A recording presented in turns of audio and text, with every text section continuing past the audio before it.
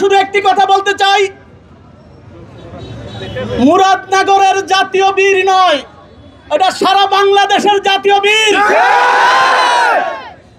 এটা it's create for আল্লাহ, it's create by আল্লাহ, it's not create by man.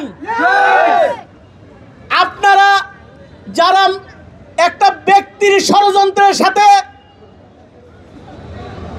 একত্রিত হয়ে আমাদের মুরাদনগরের অহংকার ও গর্ব ওনার বিরুদ্ধে মিথ্যা অপপ্রচার চালাচ্ছেন, মুরাদনগরের সন্তান হিসাবে আমাদেরকে উন্নয়ন থেকে বঞ্চিত করতেন না। এই মুহূর্তে আপনার কথা মতো পদত্যাগ হইলে উনার বিরুদ্ধে যে ষড়যন্ত্র লিপ্ত হয়েছেন, আমাদের উন্নয়নগুলো কে করবে? আপনি যদি কিয়ামত পর্যন্ত হায়াত পান, তারপরও আমাদের বীরের মতো এমন বীর খেতাব আপনি পাবেন না। সুতরাং এখনো সময় আছে, আপনি আপনার ভুলগুলো শুধরে মুরাদনগরে ক্ষমা চেয়ে তারপরে রাজনীতি আবার শুরু করেন। এটা জুলাই বিপ্লবের আন্দোলনের পরের রাজনীতি, এটা হুমকি ধমকির রাজনীতি না, ভয়ভীতির রাজনীতি না। সুতরাং সাবধান, সাবধান। আমাদের জাতীয় বীরদের অনুরোধ করব, এখন আমাদের আর সময় নেই।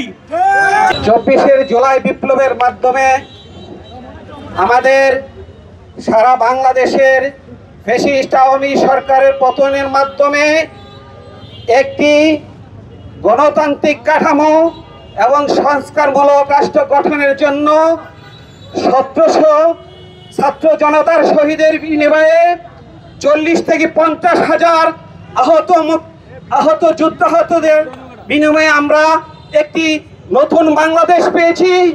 সেই নতুন বাংলাদেশের বিনির্মাণের এবং জুলাই বিপ্লবের অগ্রণী সৈনিক হলেন আমাদের মুরাদনগরের কৃতি সন্তান, আমাদের স্নেহভাজন এবং মুরাদনগরের সর্বস্তরের জনগণের একজন প্রিয়ভাজন ব্যক্তি হলো আসিফ মোহাম্মদ সজীব ভূঁইয়া। সংগ্রামী ছাত্র জনতা, আপনারা জানেন উপদেষ্টা আসিফ মোহাম্মদ সজীব ভূঁইয়া দায়িত্ব নেওয়ার পর থেকে মুরাদনগর বিগত 50 বছরে বঞ্চিত এবং অবহেলায় শিকার হইত। কিন্তু সেই মুরাদনগর গত 7-8 মাসে যখন উন্নয়নের ছোঁয়া লাগতে শুরু করে, মুরাদনগর যখন এগিয়ে যাইতে শুরু করে, তখনই একটা গোষ্ঠী উদ্দেশ্য পরিচিত হবে রাজনৈতিক উদ্দেশ্য হাসিলের জন্য উপদেষ্টার পদত্যাগ আছে, ঠিক কিনা? আপনারা যারা সচেতন নাগরিক, আপনারা দেখেন মুরাদনগরের প্রত্যেকটি গ্রামে রাস্তাঘাট, ব্রিজ, কালভার্ট, বিভিন্ন মসজিদ, মন্দির এগুলার উন্নয়ন করা হচ্ছে।